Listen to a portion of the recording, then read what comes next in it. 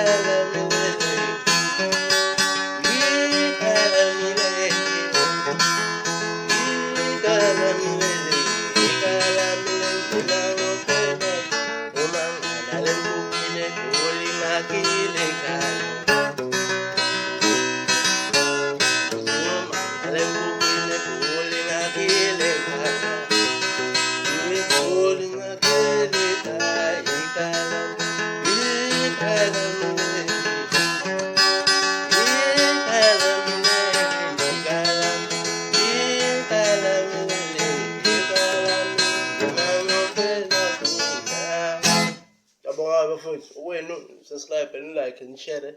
Uzonke umuntu ebone YouTube. Yes, yakhipha la. Ngiyabonga bafowethu.